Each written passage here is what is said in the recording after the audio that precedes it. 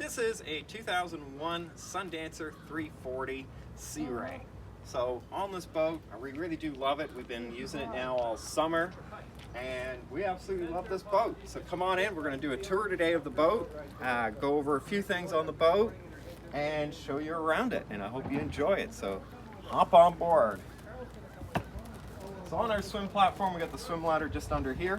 This just pops up, and then you can grab your swim ladder and it goes down. We put our dinghy on here. This is a 7.5-foot dinghy that we put on. Behind the dinghy, there is a big drawer here that we use for shore power. We got shore power connection, we got water connection, and we got two 30-amp shore connectors on there. So we basically are using a Y connector that takes the two 30s, turns it into 130, and we got it plugged in right behind us here. But that's basically where your shore power comes on. Now hop on aboard. We've got a small shower right here, right where you need it. It does work, which is good. We haven't used it yet. We got gas on both sides of these. So there's two twin tanks, 6.2 Mer cruisers. We got gas tanks on both sides, and then water, of course, is up further here. So when you step on here, this whole piece of the cockpit comes up hydraulically, and that's how you get into the engines. So we got engines down there, we got two engines and one generator down there. So on the side, come on in closer. You can see we got the switch here for our generator, and then we got some storage in there for everything we need. We got LED lights in the cockpit, you can see right here. Over here you got more storage. We keep our extra oil in here and cleaning supplies. We got switches for you. We got a garbage even in this thing. Outdoor speakers, refrigerator, outdoor sink, which is kind of handy to wash your hands after working on the engines. And this here is our bimini and our visor here. These all open up when it's nice out. We have a back piece that goes along here too that slopes down, which is really nice to use, especially in the fall here in Nova Scotia. So very handy to keep it nice and warm in here. So come on up, I'll show you the helm. This seat can come down or go standing, up to you on how you want to use it. I normally use it in this position so I can get a good view. So we got throttle here, this is your gas, and this here is your shifter. So right now we're in neutral, of course go forward, get her into drive, and reverse. So keep her in neutral, and then you use the gas.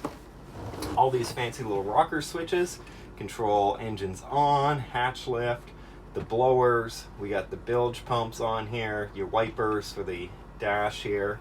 On this side you got your depth meter, so right here will tell you how many feet we're in, and your running lights, anchor lights, all this stuff, and then you can even control your anchor. It's a windlass anchor, which is right in the front here, and we can turn it down here. We have searchlight controls over here, trim tabs here, radio of course, and chart plotter, which is very handy. On the dash here, you can see all these instruments. Basically what they're gonna tell you is how much gas you have in it, your RPMs, your amperage for your power, and what else we have? Port and starboard, yeah, okay. And temperature, of course. Almost forgot that. There is, on Sea Rays, you can see this little hatch right out there, and we can open that up electronically. Let's see if we can find it here. And it opens up. I think it's pretty cool. It does let a little bit of airflow in if you want to leave the visors on. It comes in handy. So let's go on downstairs and take a peek. There's plenty of storage on this boat too. Right here, you can get down to all your fuses, which is handy. And underneath the seat, we got storage. Underneath the seat right here, we have all of our life jackets. And of course, the table comes out. It just stores right underneath there. And we have the thing there for it, so we can have an outdoor table when we want it. And you got LED lights above here too, which look pretty cool at night. Saves you a little bit of power since it's LEDs. So let's go on downstairs and see what the cabin has to offer on the 340.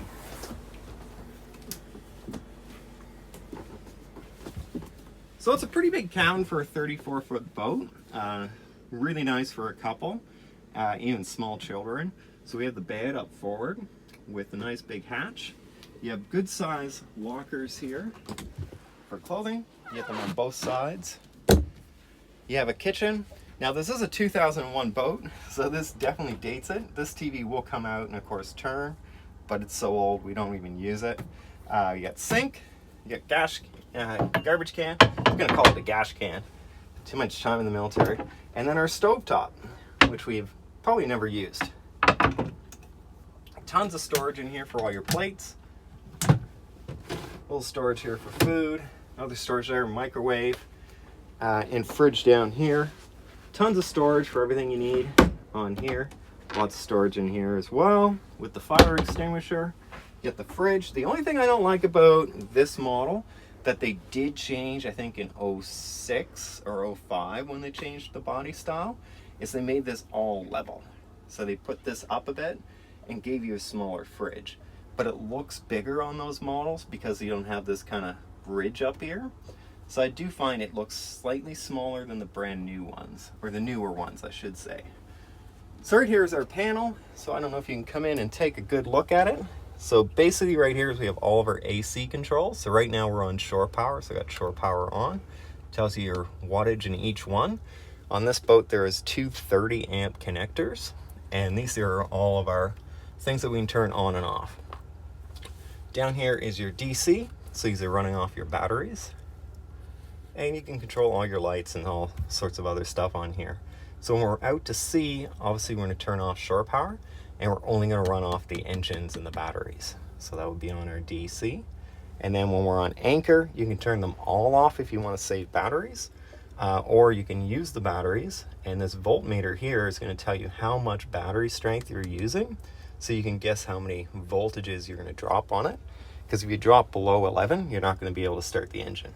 So up top though, you do have an emergency switch. So you can hook up both battery sets. So there's two battery banks, one for each engine, but you can bring the energy from one battery bank to the other one using that emergency connection. So you got your outlets here and DC and AC lights. So if you're running on just shore power, you can use your AC lights. If you're not, you can use DC.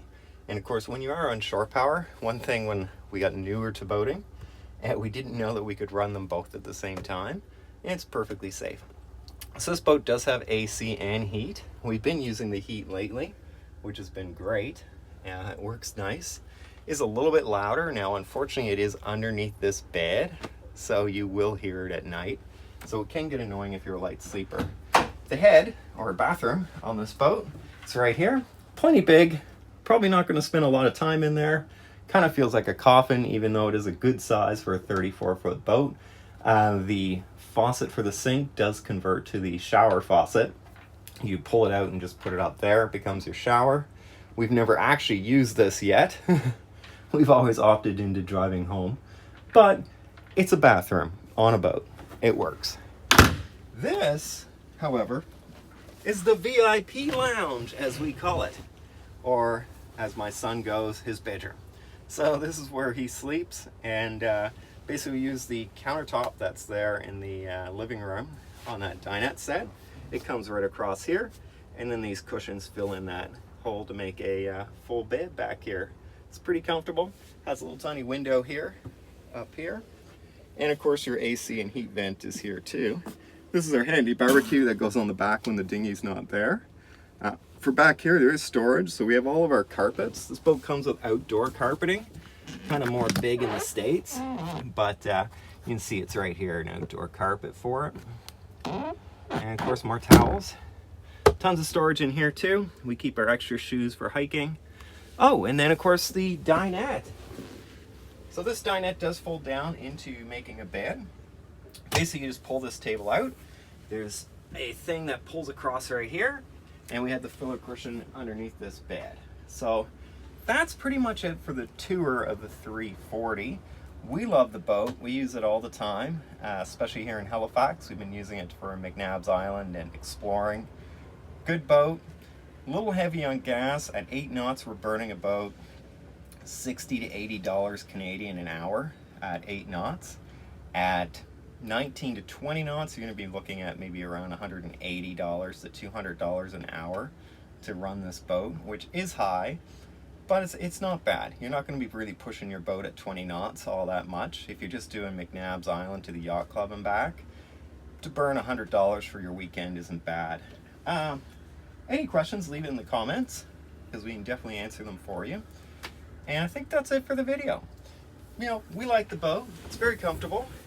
We've been enjoying it, and it's a good sized boat.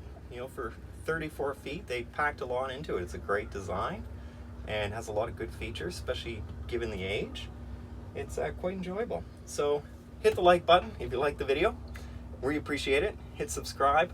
We're going to do next summer huge boating trips. This summer we did small ones just around our local area as we learned this boat and learned how to maneuver it and dock it. And we're looking forward to next summer doing bigger and better adventures on this thing. So thanks for watching. I appreciate it.